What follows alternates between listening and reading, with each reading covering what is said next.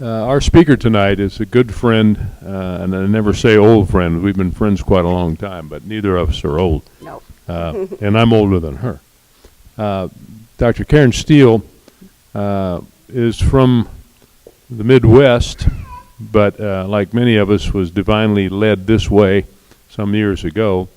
But Dr. Steele went to the Andrew Taylor Still University Medical School in Kirksville, Missouri, the original, the mothership as we call it here, in the 1970s, and graduated, practiced family medicine for a while, including OB and hospital-based, and also psychiatric hospital. And she can correct me later, and I've got more stuff on your tables, but she also took a residency eventually in the first osteopathic neuromuscular medicine residency offered in this country, additional training to do OMT, osteopathic manipulative treatments, and did that and then taught at Kirksville at the Andrew Taylor Still University Medical School, College of Osteopathic Medicine, excuse me. But that isn't the end of it. Besides teaching and becoming professor there, we eventually were able to corral her here when Dr. Jim Stuckey came from Kirksville and brought some people, some very important people, in giving some solid basis to this fairly young medical school at that time. And Dr. Steele became chairman of the Department of Osteopathic and Manipulative Medicine, and later then was made the first associate dean of osteopathic medical education, first in the country that I know of. I only know of one other currently now, and that's back at Kirksville. They followed suit and put one of our graduates in that position to see all things of the curriculum in osteopathic, that piece that it's in there and threaded throughout. But it goes on, and she can tell you more, but I wanted to mention that she became president of the American Academy of Osteopathy, which is the preservationist group of the osteopathic profession, and one of the first women to preside over that organization some years ago. Is a fellow of the American Academy of Osteopathy. She also spent a few years with Adrian Biesmeyer's back here, one of our faculty, getting into South Africa and getting American-trained osteopathic physicians to be recognized as full practicing physicians in South Africa. So she was the first DO, and I think maybe still the only one, but we don't know that, to be given full practice rights in South Africa, where she was and spent time on several trips down there. I'm sure there's other things that I wanted to mention, but she has come through a time in medicine in general, both MD and DO medicine, where there was a paucity of females. I think when Dr. Steele was in medical school, there were about 10% females nationally as medical students in the country. That has certainly changed, and she may talk a little bit about that today. But she's going to talk now about 100 years of being a female in the United States, and some of the people that led the charge had the courage to be the foundation for some of the shoulders that some of you all are standing on now. So Dr. Karen Steele, appreciate having you here, and we're waiting to hear what you have to say. Thank you very much.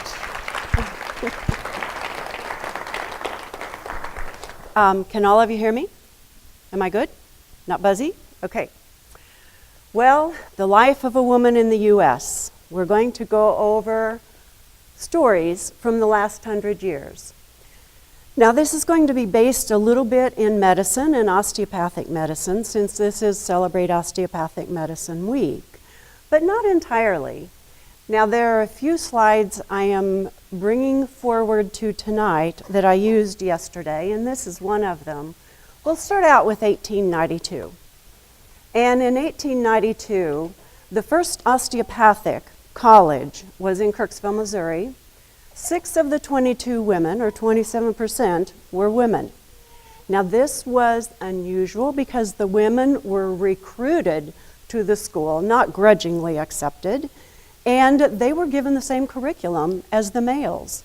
In the other co-ed medical schools, the women, it was thought their sensibilities were so delicate that they couldn't handle anatomy and some other things like that, so they had a different curriculum.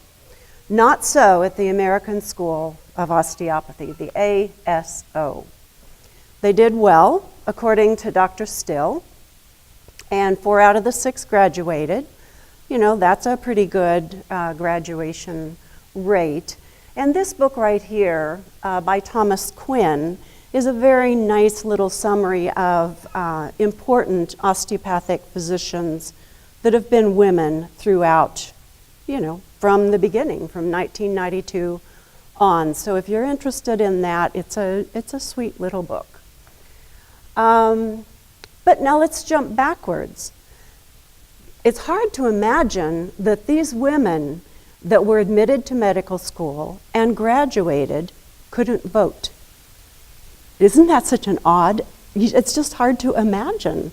The suffragette movement started in the 1850s, and it really didn't result in the 19th Amendment, the signing of the 19th Amendment, until 1920. So we have all of these people, and 1920, I'm born in 1951. So only 30 years after I'm born have women been able to vote. That's just an astronomical concept for me. But of course, Susan B. Anthony was recognized by being on one of the silver dollars because of her work. And the National Women's History Museum is a very nice resource if you'd care to look up any more information about that. So now let's go to women in osteopathic medicine. Let's go to Louisa Burns. We talked about her a little bit yesterday. Again, she is director of a research institute, the A.T. Still Research Institute, for 33 years and couldn't even vote for much of that time. Now let's get a historical perspective here about women in medicine and DOs in medicine. Remember that women started out 27% in the first class. In 1908, they're 35%. All DOs, 35% of all DOs were women. And then in 1923, 50% of all DO students were women. So in 1923, we had the same average that we do now, whereas half of our students are women. We accomplished that in 1923. Now, we didn't maintain that. We had some drops in there, which we'll be talking about that here in a little bit. So there's Louisa Burns. Now let's talk about Rosie the Riveter. Now, I need someone to tell me about Rosie the Riveter. This is not just me talking. I want to hear you talking, and then I will tell you some other things that I have found in my research about Rosie. But who can tell me about Rosie? Karen, what? She just passed away. The probable real Rosie just passed away. What else about her?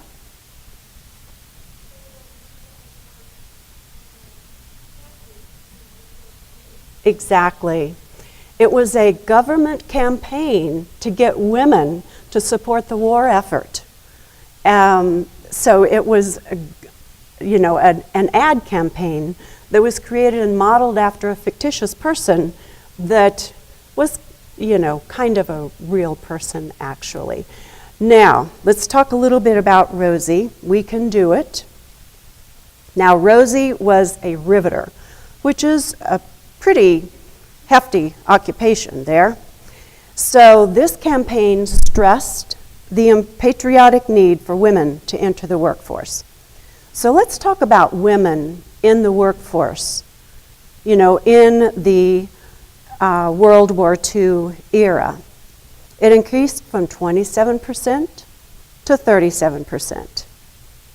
350,000 women were in the armed forces, and by 1945, 25% of American women worked out of the home. Now this is astounding. When they first started recruiting women for the war effort, they only recruited single women.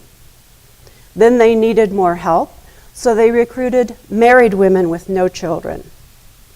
And then eventually they recruited married women with children. So by 1945, when the war ended, 25% of married women were in the workforce. This is astounding. Now, what happened to Rosie after September 2nd? They all went away. How come? The men came home, and then what happened?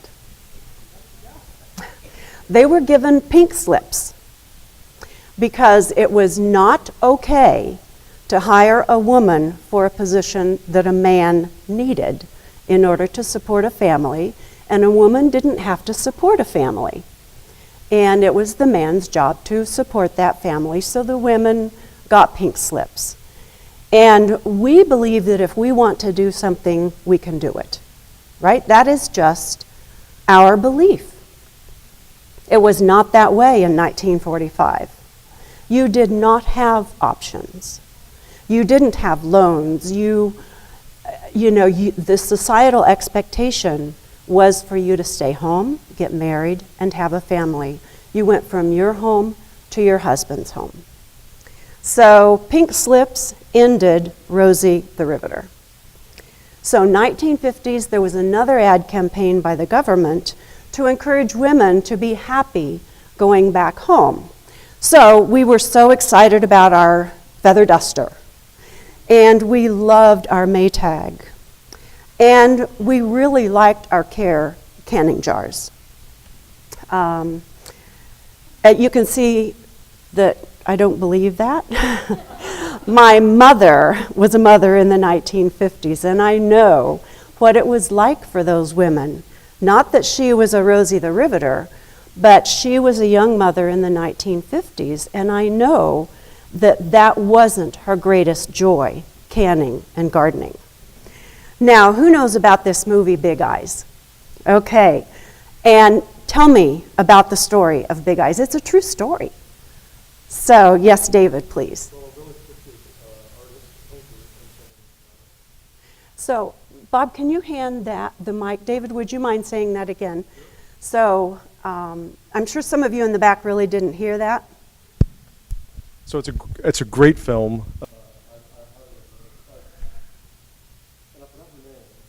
Well, I will show it here in just a minute. Yes. Keane. Oh, hello. There Is that you better? are. Thank you. Back in the back there.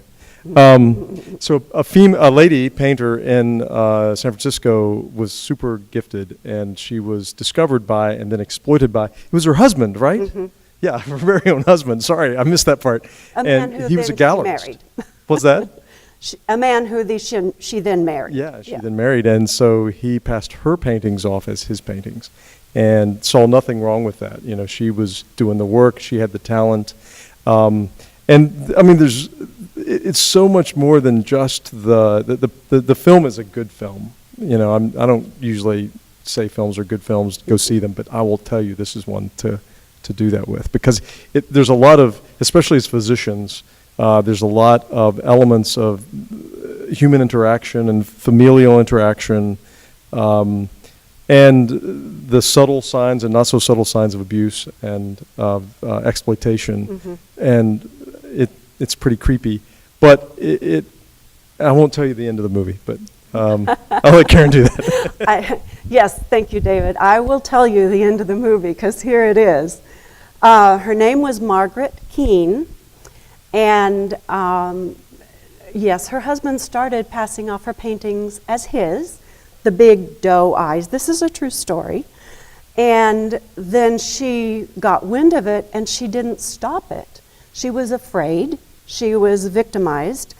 And then finally, she got the courage in the 60s to divorce him. And she claimed in court that those were her paintings, and he claimed they weren't. And it was like, because all they said was Keane on them, so who was right? You know, so there was a paint-off in a court. And it is such a cool movie. But the scary thing is that this was typical of what frequently happened in the 50s. that women were not empowered. And so her work was credited to her husband. Okay, now everybody knows this work. Betty Friedan, okay? She was the one who chronicled what was the wrong with women of the 50s, because the doctors and the husbands and everybody was saying, what is wrong with these women? We have given them a home, they have all that they need, they have friends, they have clubs, we have, parties, they can put on a party for the boss and his family. What is wrong with them? And so Betty Friedan outlined it. Now, who knows what she came up with? Who would be willing to go on the mic and say? I know there are people in here who know this.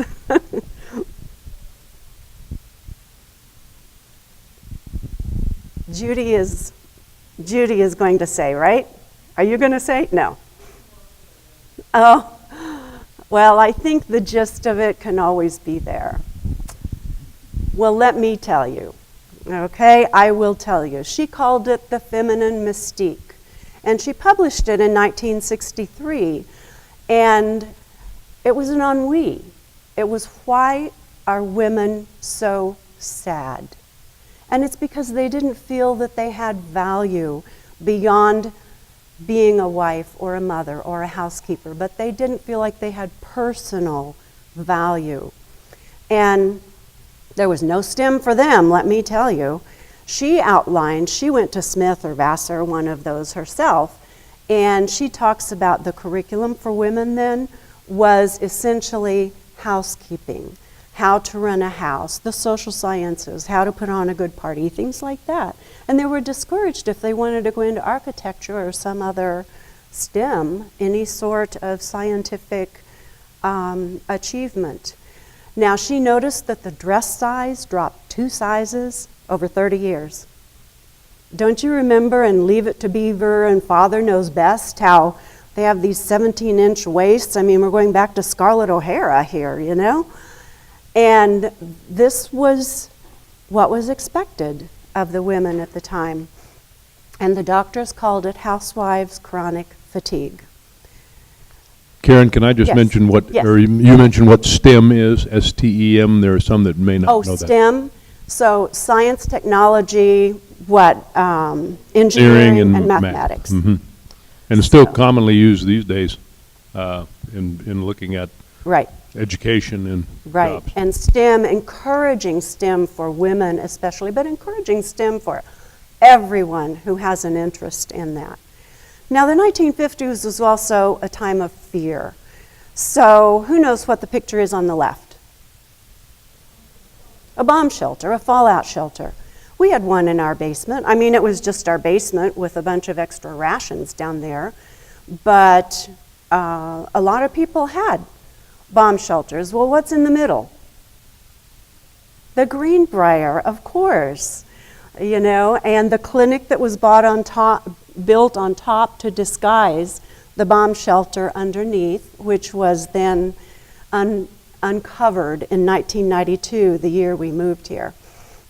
And when we moved here, my dad says, "Oh no, you're moving way too close to Washington, D.C. And I said, "Dad, we're in the middle of the Appalachian Mountains, give me a break." And then 3 months after we moved here, we find that there is the shelter for all of Congress. It's great. And so who is this famous guy on the right? McCarthy. And so talk about fear, fear if you were going to be called a communist or a homosexual or any one of the other things that he was targeting at the time. So it was a scary time. It was a very unsettled time. And out of an unsettled time like that comes angst and then responses. Okay, so there are 4 different kinds of revolts that occurred in the 1960s. So one of them is peaceful. Now, I actually know one person that was at Woodstock. There may be some more of you that were there, and I won't ask you to hold your hands up because you may or may not be proud of that. But, and probably some of you had love bugs. But Everybody knows what this is, right? Who is this and what is this talk? That's right, the Martin Luther King, the man. I have a dream.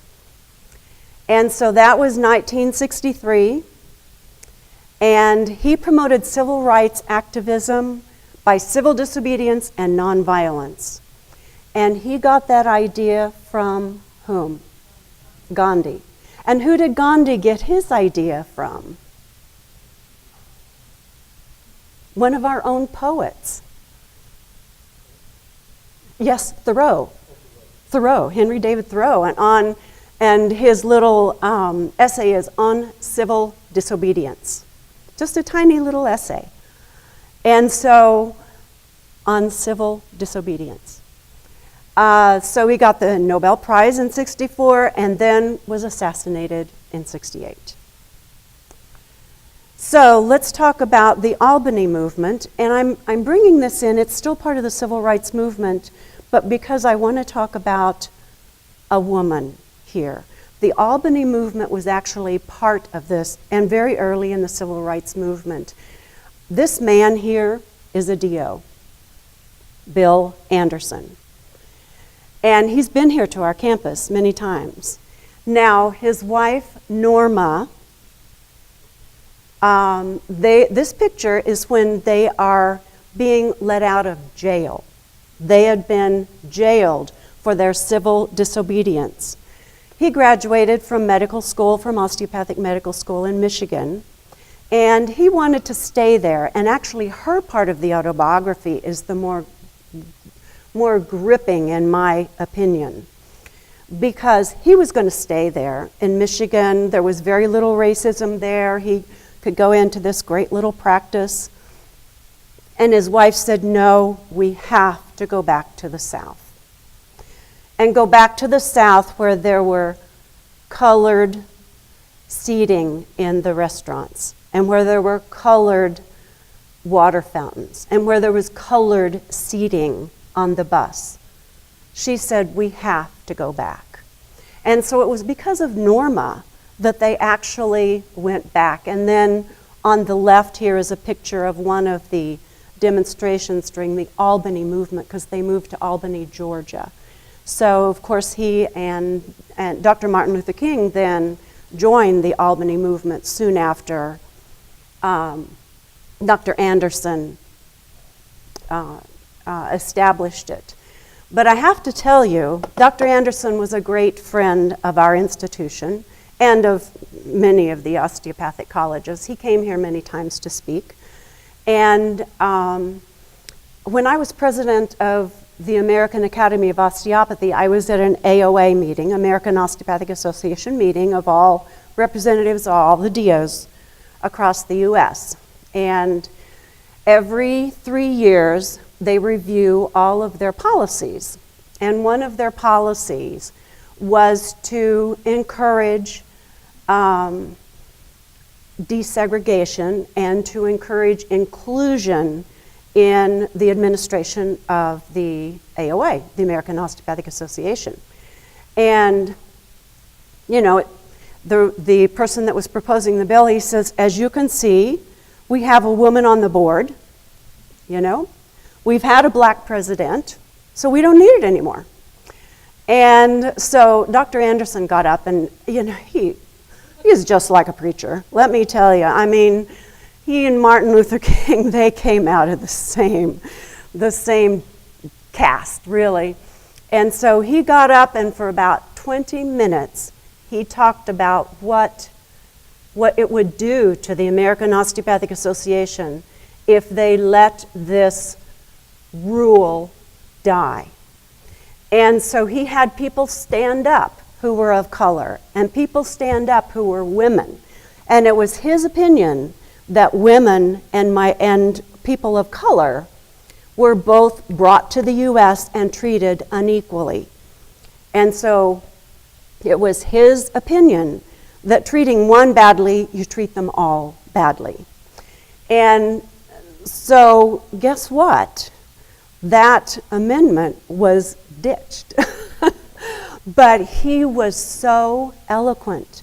He was just like a preacher. I mean, he sounded like Martin Luther King. And he was a DO. And he championed the rights of all minorities within our profession. But his wife is the one in the autobiography when she says, we have to go back.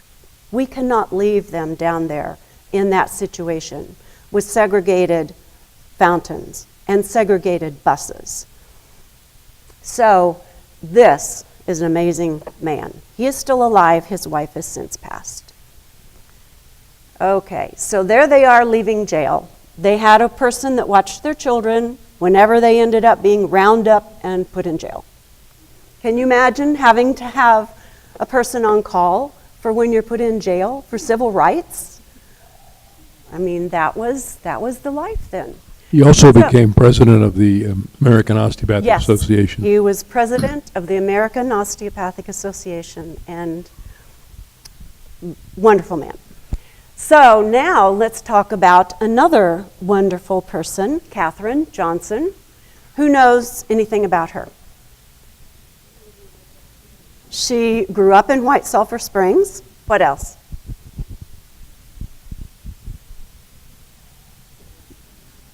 She worked for NASA. She made a movie. Go ahead. What, Bob? I said she made a movie. She did. She didn't really Actually, make she a movie. didn't make a but- movie. Someone else made it about her. But she was...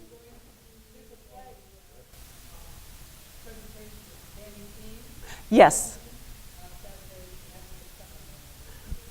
I heard she was going to be in town. Is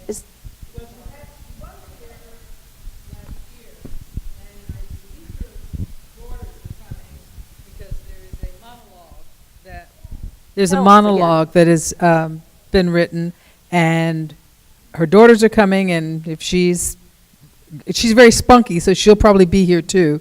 But Danny seems, from admissions, is one of the performers in that, and it's through. Oh, It's on the 24th, and the Lewisburg Historical or Greenbrier Historical Society is selling the tickets. I think there's 2 performances at 2 and 7, something like that. oh my gosh. And Danny's niece, Neely Seams, does a monologue, and then Danny plays her father and another role in it. Right. Oh, that is fantastic. And it's actually presented at the Lewis Theater, so it's a good setting for that. Yes. And was written by a local lady here, Pam Berry, who's been with the theater, worked with it for years. And what's the date? April. 24th. April 24? March. Oh, March. March 24. Yeah, that's right. You did say that just a little over a week away. So she was the first woman in the Flight Research Division that got credit as an author. Now, how many of you have seen this movie, Hidden Figures? I mean, it is amazing, isn't it? And for her to get credit, that's really something. And how she had to walk in the rain to go to the women's toilet till they finally broke down that barrier. Well, they broke down that barrier because NACA became NASA, and they couldn't do that anymore. And it only took, 60 years Yes. for us to figure or to hear about it? Yes, yes. So in 62, John Glenn said, I won't go in space until she redoes the calculations that the computers have been doing, because computers were a little bit, sometimes not always reliable, and her calculations confirmed the orbital mission. But she says her greatest contribution was, and I think I can pronounce all these words, calculations that helped sync Project Apollo's lunar lander with the Moon Orbiting Command and Service Module. Now, most people would say this would be their greatest accomplishment, right?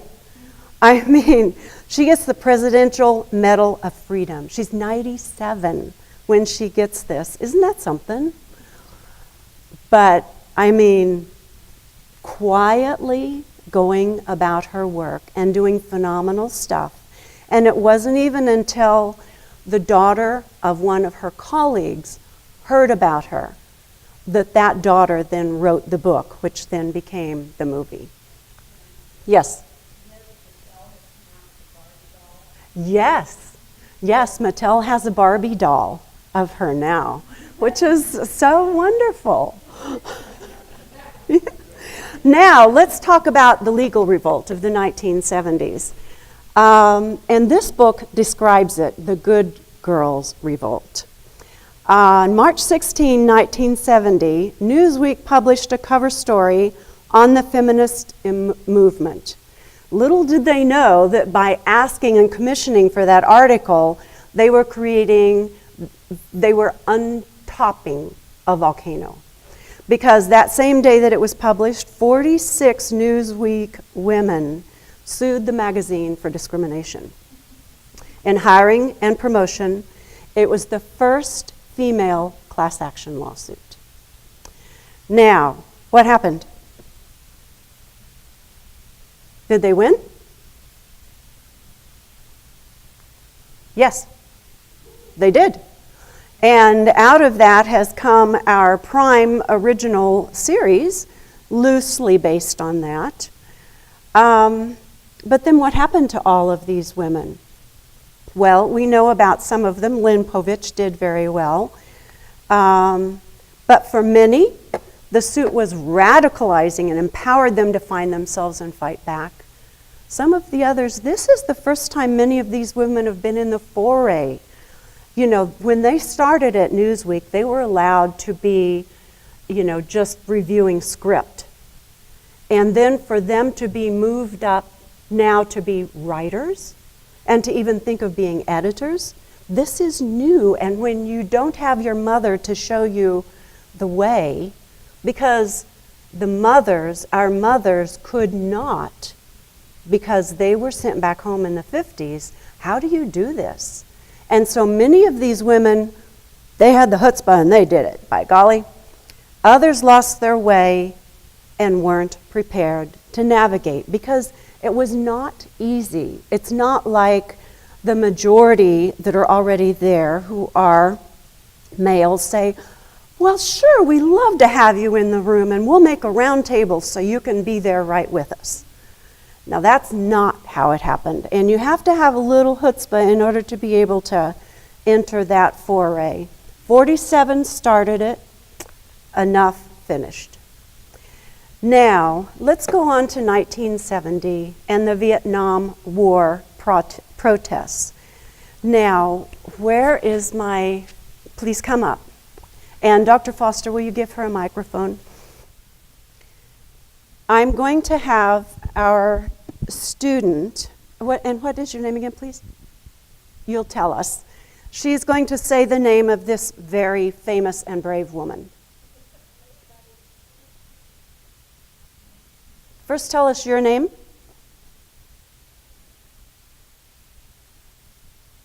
The battery may be going. Hi, everybody. Yeah, that's there. So my name is To. To. And the lady, her name is Phan Thị Kim Phúc.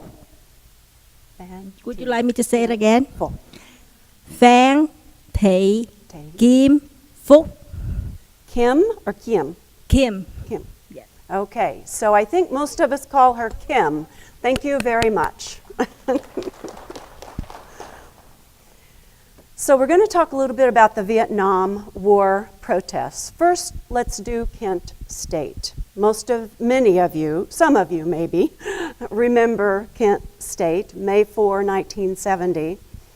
There had been a 3-day long protest after the U.S. Had an incursion into Cambodia. And the students were protesting, and at the end, the National Guard shot into the group and killed 4 students and injured 9. Now, this, of course, was pivotal in our nation and our thought about the Vietnam War. And then we had this picture, which is called The Girl in the Photograph, or Napalm Girl. This came in 1972. And her entire back was scarred in this napalm attack. Now, she is in South Vietnam, but in an area that has been occupied by the North Vietnamese, is my understanding of the history, and I tried very hard to get it correct. But she is running away from that attack, and her whole back is scarred. So now what she's done is become an ambassador for peace. You either get bitter or better from adversity. And so in 1996, she spoke at the Vietnam Veterans Memorial on Veterans Day. In 1997, UNESCO named her a Goodwill Ambassador for Peace. And in that same year, she established the Kim Foundation International to promote world peace and help children affected by conflict. So we are talking about women here, especially women, in tonight's talk. And so I wanted to bring forward to you the society in the 70s, because if you weren't there, it's hard to imagine what it was really like. For many of you, this is your parents' generation. And to actually imagine that you're seeing these things on the news and you know that they are happening. So it finally ends in 1975. And, excuse me. So, we don't know how much was dropped on Vietnam. We definitely know that it's more than all Allied forces in all theaters in World War II. 4 to 15 million tons of bombs. US, about 1 million people served. 58,228 died. 75,000 were severely disabled. If you look at the South Vietnamese on whose soil we fought, it's hard to know. So I will say 200,000 died. Let's say 300,000 civilians died. And let's say 1 million civilians were wounded in such a tiny little place.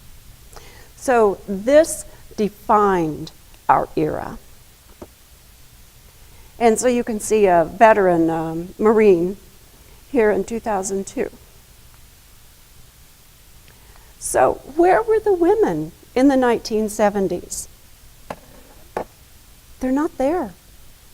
You know, I graduated from high school in '69, and, you know, I went to college to get a degree so I could stay home and raise children, but have a degree in case I would ever need it at some time.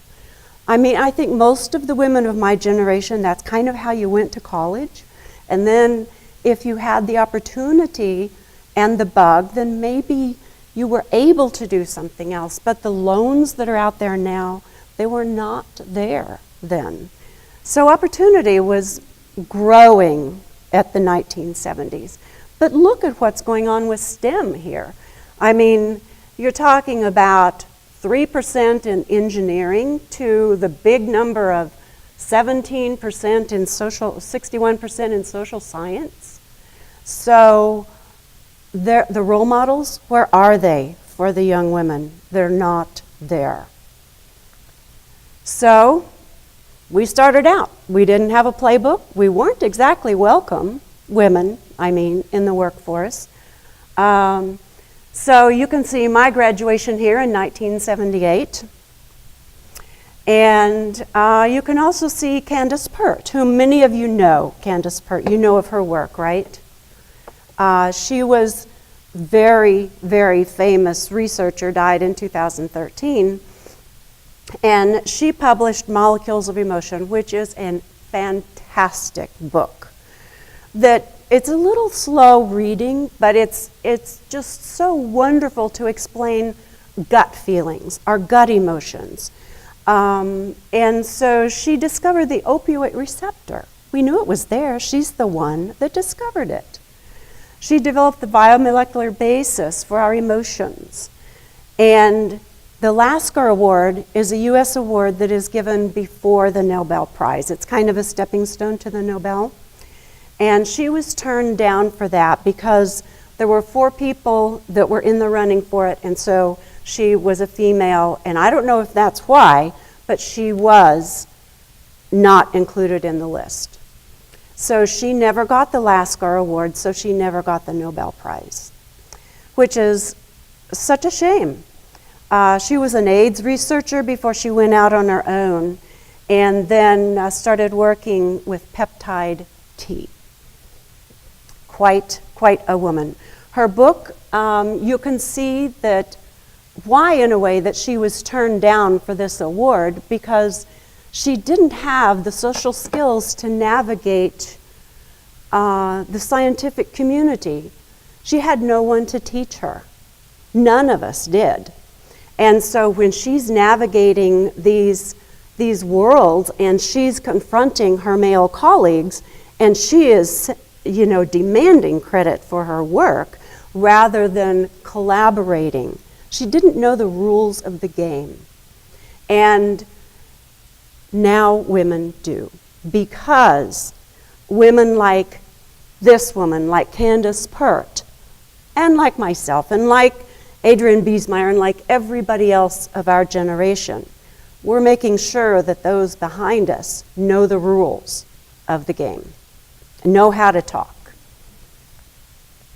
So the unwritten rules are uncovered. Now we have a playbook. Now we go, I get it. I understand. Well, for me, I'd already figured out these rules, so this just went, But I made sure and bought it for my daughters and everybody else I could think of. And let me tell you, the Deborah Tannen, she talks about direct and indirect conversational styles, which typically are male and female, male being direct, female being indirect, though that isn't always the case. But rather than genderifying those terms, she talks about direct and indirect.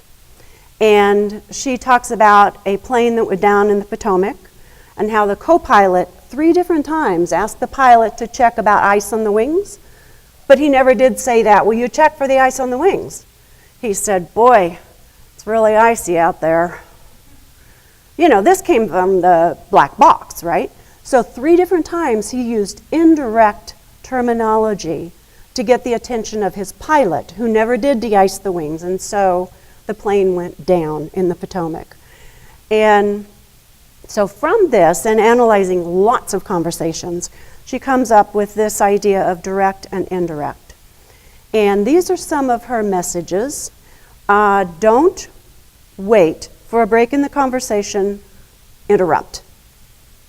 And she analyzed male and female conversational styles, and you'll find that that happens. Women tend to wait for a break, though not so much anymore, because we have taught our daughters not to do that, right? But waiting for a pause in the conversation, no, that's not going to happen. Take credit for your work. Let me tell you, one time when I was early in administration, Dr. Stuckey was dean then, and he gave me a compliment. And so in some project I'd done, and I said, well, I couldn't have done it without blah and blah and blah, and really it was already being worked on by blah and blah. And he goes, damn it, Steele, take credit for your work. And it was like, okay, that's a good lesson. And do not speak too soon. And that's a lesson from Nelson Mandela, whom everybody knows who Nelson Mandela is, right? The first duly elected president of South Africa in 1994, correct? 1994, was it, Adrienne? And so he said, do not speak too soon. But she also says that in her book here. Wait till everybody's done all their blah-blahing and then talk. But then when you decide to talk, be one of the last to talk and summarize what's been said before you. And don't let anybody interrupt you. And I have learned this lesson very well. When you start summarizing, do not let anybody interrupt you. And start talking, and you list all the points that have been presented and give people credit for them, whatever they presented.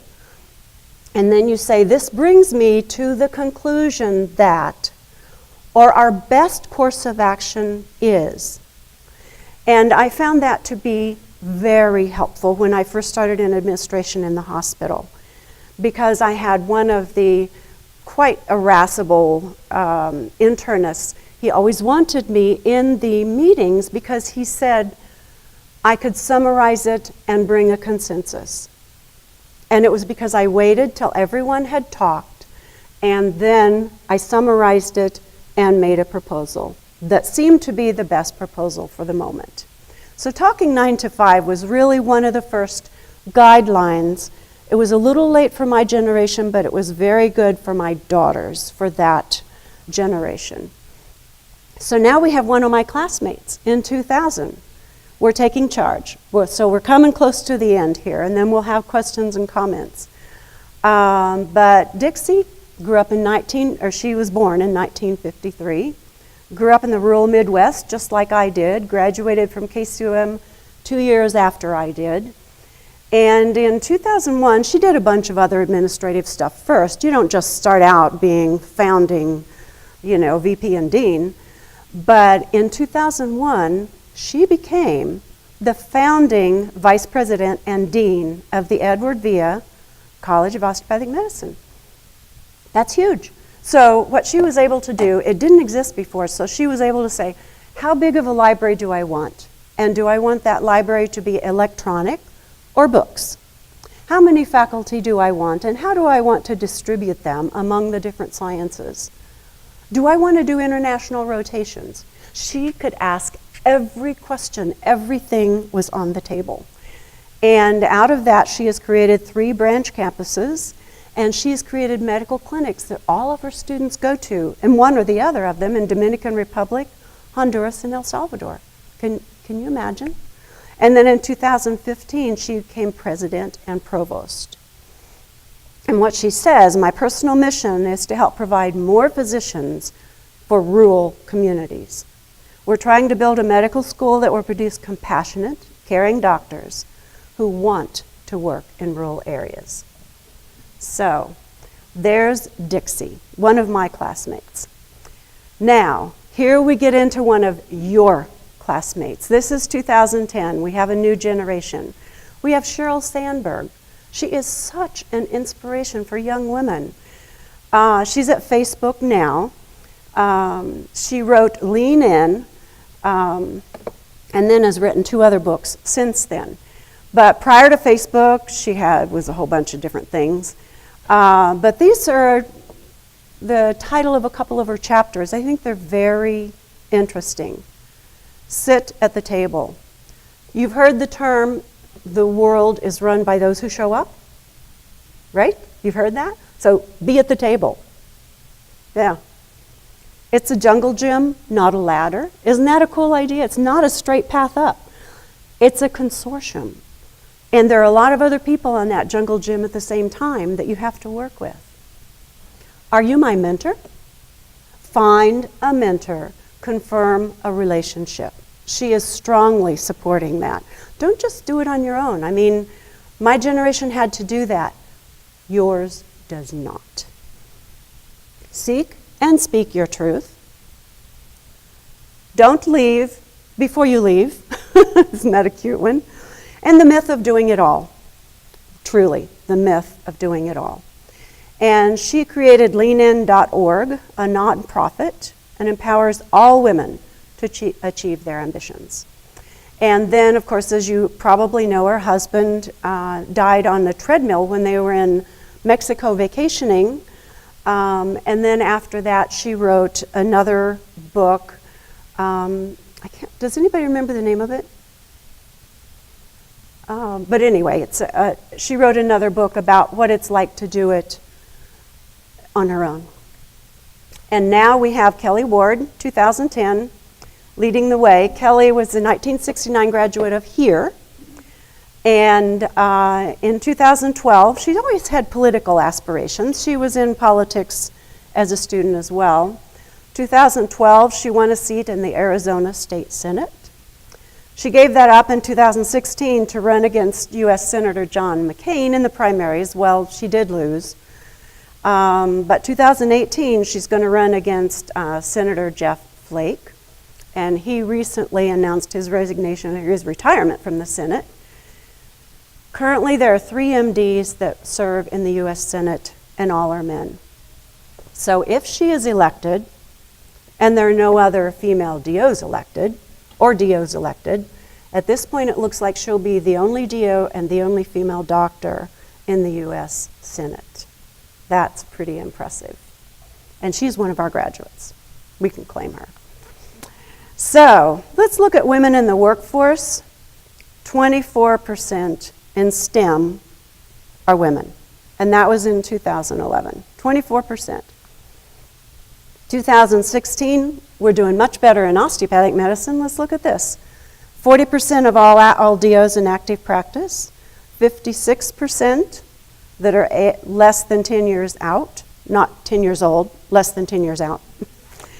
And 63% increase in women under the age of 35 since 2011. So women, in fact, are 50-50 in our classes now. 49, 51, I mean, it just varies a little bit, but essentially 50-50, and in the MD schools as well. So let's talk about National Women Physicians Day. It's February 3rd, and it was founded in 2016 by a DO, a female DO. So let's look at some of the data that they put out on this day last year. Women spend 8.5 more hours per week on domestic and parenting activities, and that's adjusting everything else. Medicare Part B reimbursement for female providers is about 18,677 less. And patients cared for by female physicians have better health outcomes. Now, women physicians are desirable in the workforce. It doesn't mean they're better, it means they're equal, and they're both necessary. They're both welcome. But we need to be on a level playing field. So here's the timeline that we've gone over in the past hour or whatever. We have Susan B. Anthony. 1892, we had the first female DO, and finally got our 19th Amendment. 1840, we had Rosie the Riveter, and then in the 50s, the women were sent back home, and we had the ennui that was called the feminine mystique. Then in the 60s, we had all the revolts. In the 70s, some of us entered the fray, not really knowing how, but doing it. In the 90s, the rules were explained. 2000, another cadre of women stepped forward. And 2010, we have an empowered generation of women that are now entering the fray. So with that, I think I will stop, and thank you very much for your attention.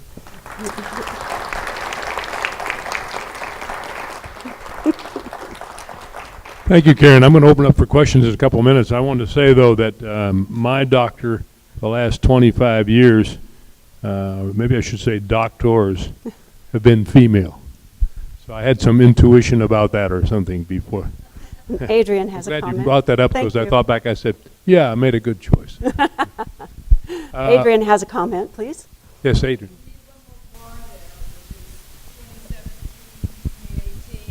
Which is, we're no longer going to be a second-class citizen. The whole movement to move forward, no longer.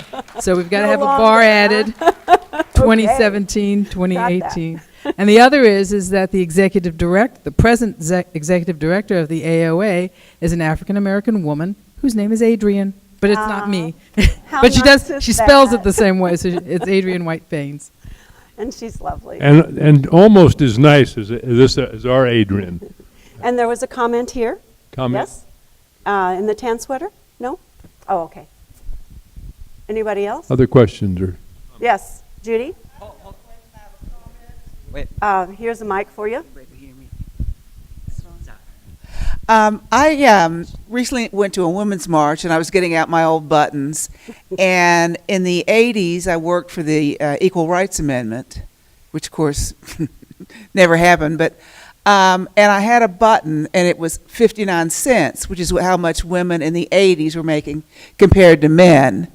And when you know, in the 40s, they were making 50%, and in the 80s, we only made 9 more cents on the dollar. Yes? Hello. Okay. Hi.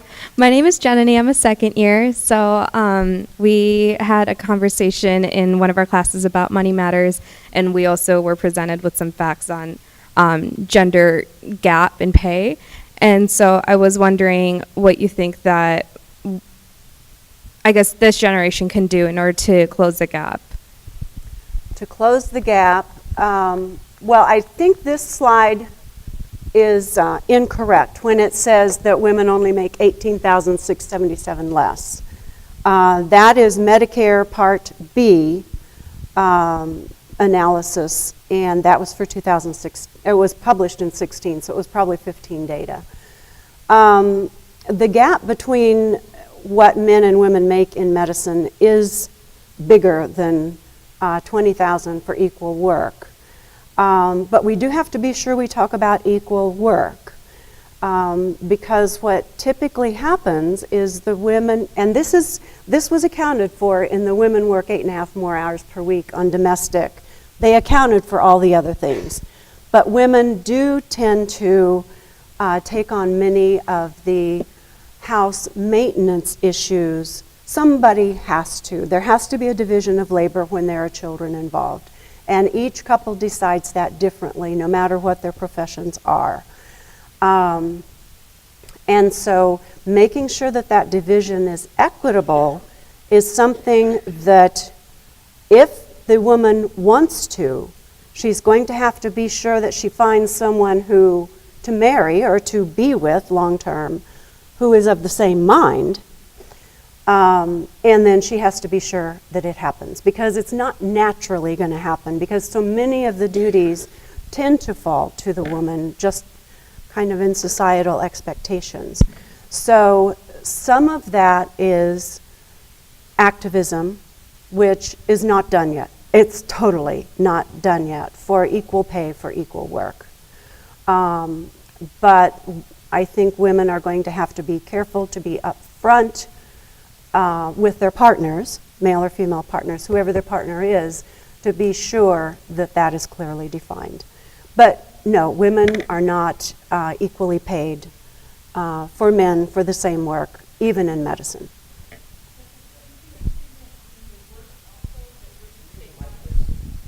Well, there's... I know, but it just tails onto that. Yeah. That women take on maybe more meetings or things that are not revenue generating in the work also?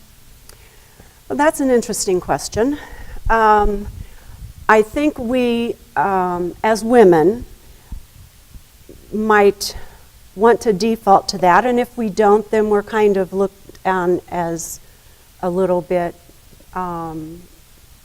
not cooperative, perhaps, but, you know, that's okay. And this was only Part B, which is the ambulatory care, outpatient stuff of Medicare. That is true. So we're looking at surgical thing. So there's some discrepancy that would probably get cleaned up as we start to follow this along. Hold on just a minute. There's a question back here, and then I'll get you. Judy. Well, I had just had the same question, because I know when I bill Medicaid, it's a flat fee. So it's more the services that women are doing they're paid less, rather than, I mean, if they do, an ear infection, they get paid the same, right? A man and a woman. It's not that discrimination. Yeah. It's just that the things that women choose to do as opposed to what men do. Is that the difference? Some of that, in my opinion, is to support a family, to be able to go to the ball games and pick up the children after school and not have them be alone after school and those sorts of things. Someone has to do that, and the couple has to decide how they share those responsibilities. And I think that conversation is happening much more now. And as women are professionally trained, then of course that's going to be part of the conversation. So the difference is that they're going to a ball game rather than doing an appendectomy. Is They're that what you're doing saying? That they're going to a ball game, you know, for their kids rather than doing an appendectomy, and that's why they're paid less? I mean, it's not because of the pay scale. I can't quite figure out No, what. it's not because of the pay scale. No, women and men are paid the same for whatever procedure they do. Yes. Okay, now I don't want to get too much on the feminism sort of bandwagon here. What I want to do is talk about the osteopathic profession, but I am looking at it from women and the evolution of women throughout this past century. Yes. Well, this was kind of going back to that same issue there. Mm-hmm. I'm aware that in the legal profession, women tend to gravitate more towards family law, domestic violence, those sorts of things, you know, poverty law, sort of out of our innate concern about things. And I'm wondering, you mentioned, or here it says that you started out as a family practitioner, and perhaps the same thing with women tend to go more into where they can have the relationship with their patients as opposed to, you know, someone doing brain surgery or whatever. So I guess I was just wondering if it was that same sort of thing, that women, even though they are equally represented in the profession, are going into certain areas more than. You know, that is an interesting question, and that remains to be seen. I think our young people here are the ones that are going to define that. I don't know that answer because we just don't know yet. But I think they've been empowered by their mothers, and they have lots of examples around them. So I think that conversation will occur, and we'll have to see. I don't know. Adrian, you had a thought? Yeah, I think for the student that asked the question about, you know, what to do, it is standing up for yourself and looking out for yourself, that when you join a clinical team or when you go into residency, do your own research. What are your peers, gender-wise and age-wise and years-wise, what are they making? And if the question comes up that they're making more, then you have to ask, why are they making more than I am? So it's also taking on the challenge, which a lot of times personalities are one, I don't want to upset the boat, I don't want to risk having a job. There's all kinds of decisions that have to be made if you're going to be a revolutionary, or at least look out for yourself. Exactly. So it's, you know, check what's going on around you, be informed. As being an informed patient is important, it's really being an informed employee also. As we've seen in the movie industry as well, the women are now sharing their paychecks. How much did you get for this role? How much did I get? So it's yeah.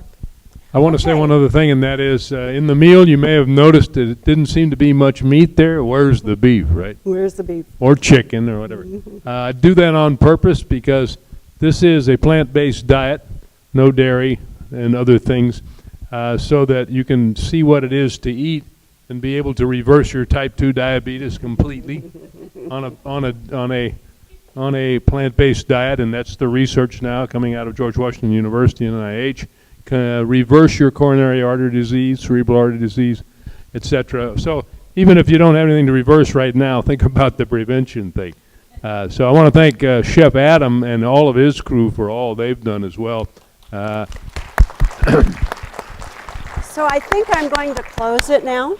Yes. And I want to thank you so much for your attention, and just tell you that I am so positive for the future, because I know these young people, and it's 50% men, 50% women. The men are used to dealing with women in a professional environment, and it's just not the same world that most of us, or some of us anyway, grew up in. So I have to tell you, I have the greatest optimism for our young women and our young men today. So thank you very much. You're here. Thank you, Karen.